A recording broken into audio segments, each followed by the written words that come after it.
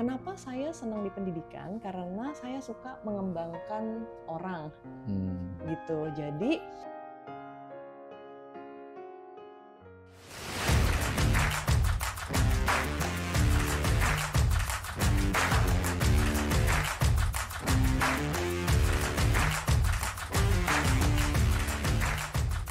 Halo calon pemimpin masa depan, selamat datang di podcast SAI Indonesia. Dalam episode kali ini saya bersama Ibu Evi Trisna, seorang pengusaha di bidang distribusi. Apa kabar? baik. Evi, saya enaknya panggil Evi atau Ibu atau Kakak? Evi aja ya. Evi aja ya.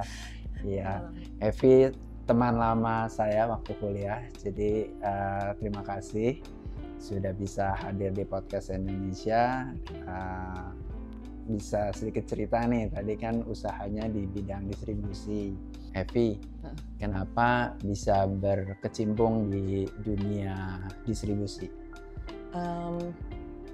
Jadi waktu itu saya cerita mundur dikit, oke ya? Oke. Jadi saya dulu tuh banyaknya di pendidikan, gitu ya. Jadi di gerakan-gerakan sosial pendidikan, terakhir di Indonesia Mengajar. Jadi karena banyak mimpi-mimpi deh dulu gitu ya.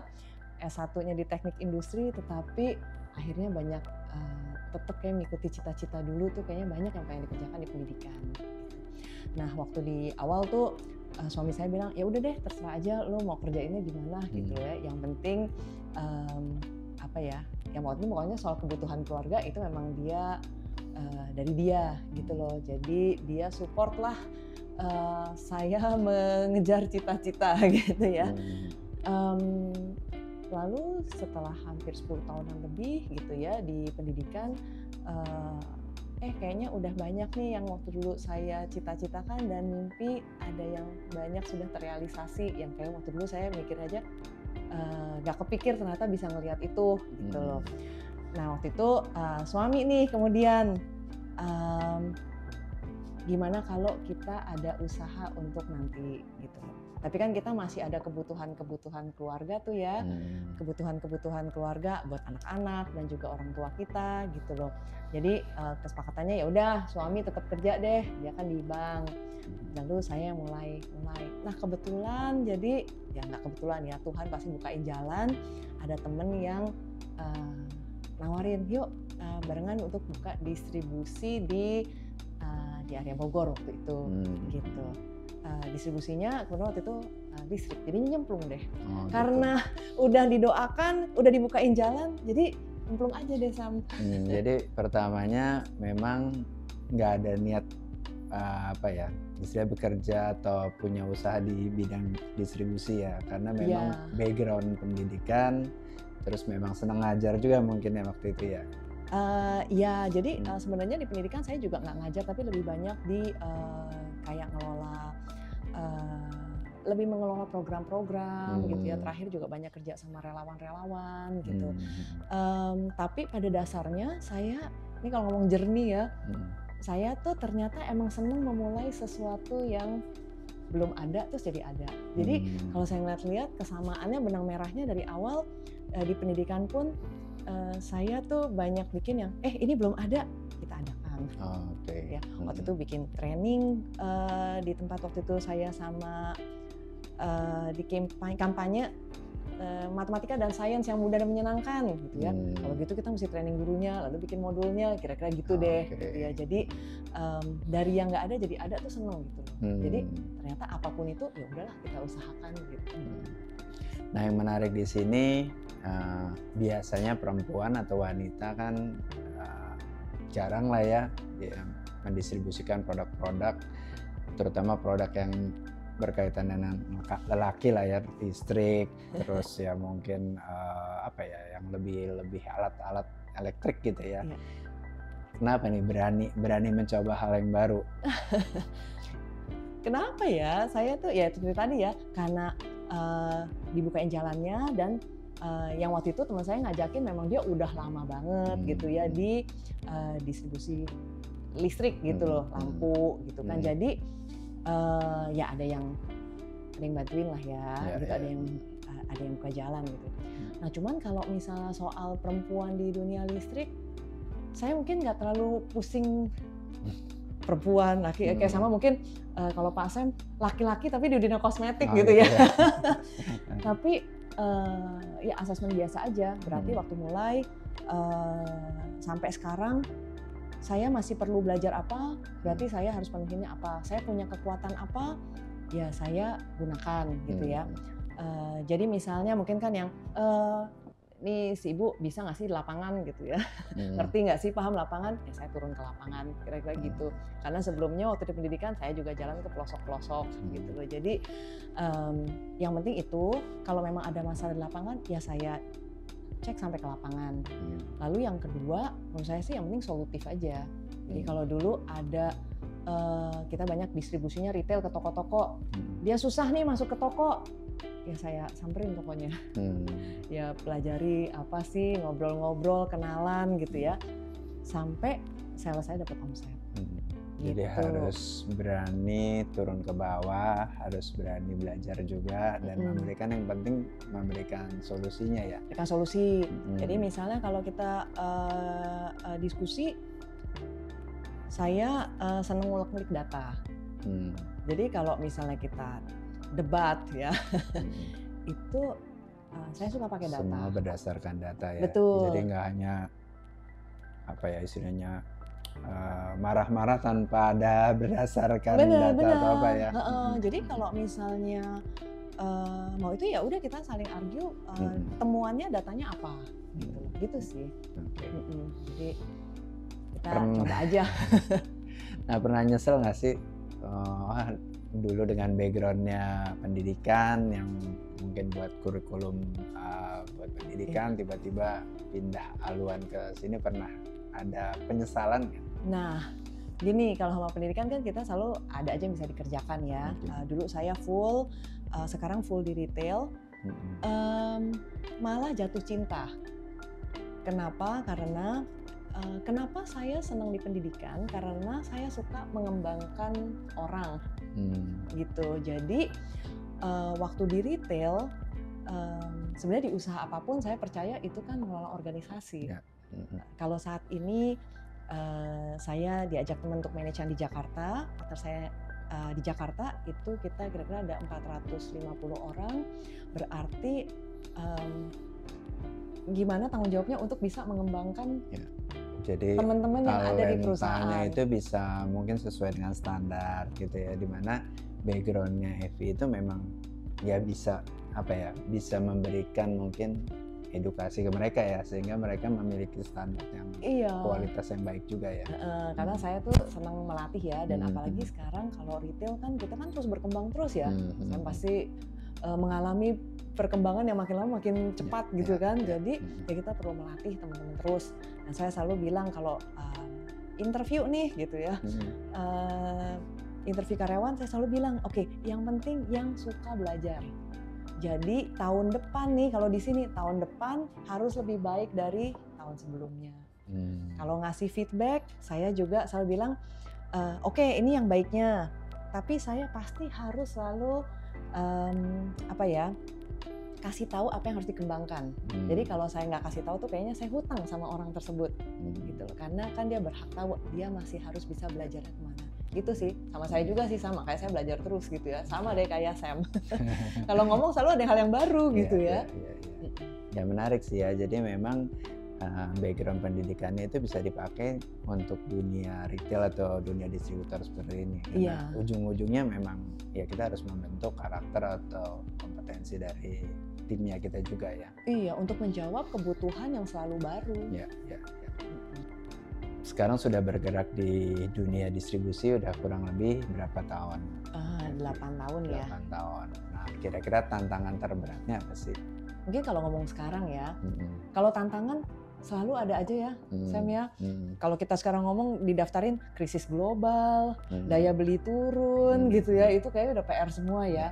Tapi kalau saya malah mungkin ngelihat yang menarik adalah kan kalau di perusahaan kita baik memang kekuatannya di distribusinya retail. Nah tadi kenapa jatuh cinta, karena saya ngelihat sebenarnya kekuatan Indonesia ini memang di retail.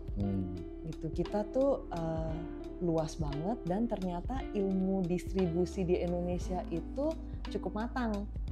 Karena waktu itu ada partner dari Principal memang bilang juga dia ke negara tetangga ya, ke negara tetangga. Ternyata memang ilmu retail, kamus-kamusnya kita itu jauh lebih kuat. Mungkin karena kita harus distribusi ke sedemikian banyak tempat ya.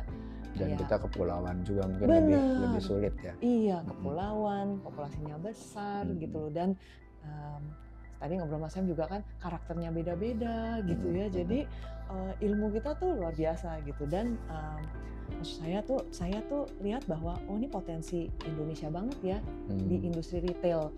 Jadi kalau denyut nadinya cukup besar nih gitu ya. Nadinya punya retail gitu kali ya. Nadi Indonesia malah ya. Jadi itu. Nah yang menarik adalah kan perilaku belanja retail juga banyak bergeser. Belanja online, bahkan di COVID juga sempat meledak gitu ya. Lalu juga perilaku yang lain, misalnya kayak toko-toko, mungkin udah ada generasi kedua gitu ya. Jadi kita harus mengikuti lagi yang perilaku ownernya pun juga berubah gitu loh. Jadi mungkin bukan tantangan gimana, tetapi ini adalah sesuatu yang saya merasa kita harus jawab terus gitu. Nah karena itu fokus kepada tim yang harus selalu bisa menjawab sesuatu yang baru gitu sih. Nah kalau misalnya peran keluarga sendiri di pekerjaan Evi gimana? Peran keluarga, saya sih bersyukur ya karena ya tadi suami selalu support sejak saya di pendidikan gitu ya. Karena saya kalau udah kerja tuh pasti full ya, pasti ini gitu. Jadi komitmen lah ya. Jadi dia selalu dukung anak-anak. Ya memang balik lagi ya, kalau anak-anak saya tuh percaya kalau sayang sama anak mah nggak usah kita dari sononya kita sayang sama anak gitu ya. Tetapi saya harus secara sadar melatih anak gitu ya. Jadi anak saya 2 laki-laki. Jadi gimana melatih mereka untuk tanggung jawab dengan urusan mereka masing-masing gitu.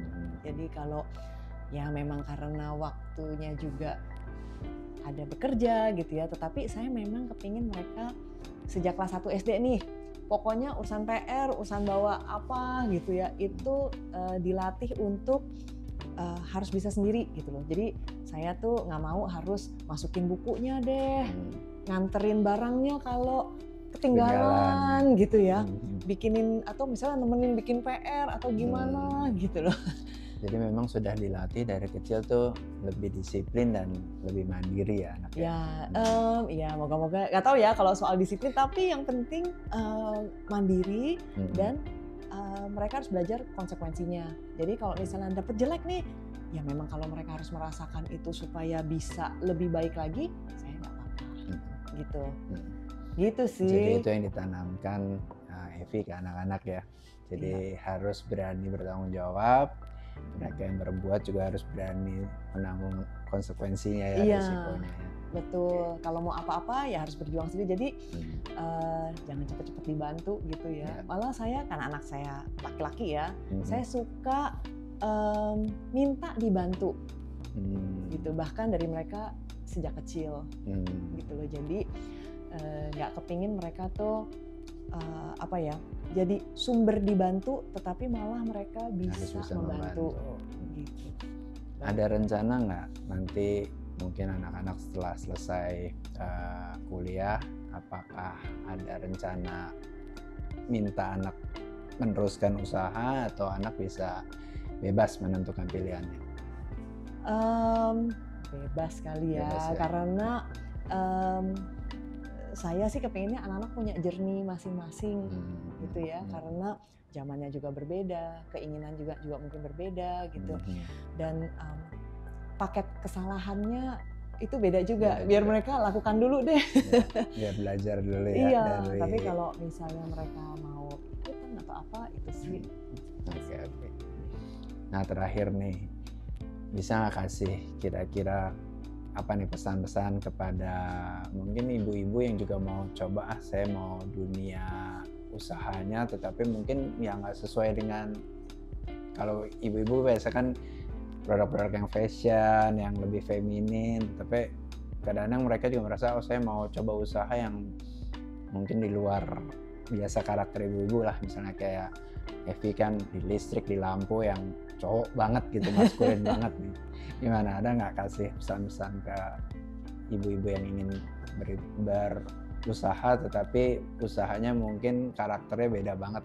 Apa ya, kalau saya sih kita nggak usah dibebani dengan kita wanita di dunia laki-laki gitu ya. Jadi saya nggak terlalu membebani diri dengan kemungkinan kelemahan kita atau kekurangan kita gitu. Jadi kalau saya mah lebih memang kalau mau ada kebutuhan, ada kesempatan, karena yang kita mau kadang-kadang kesempatannya belum terbuka gitu.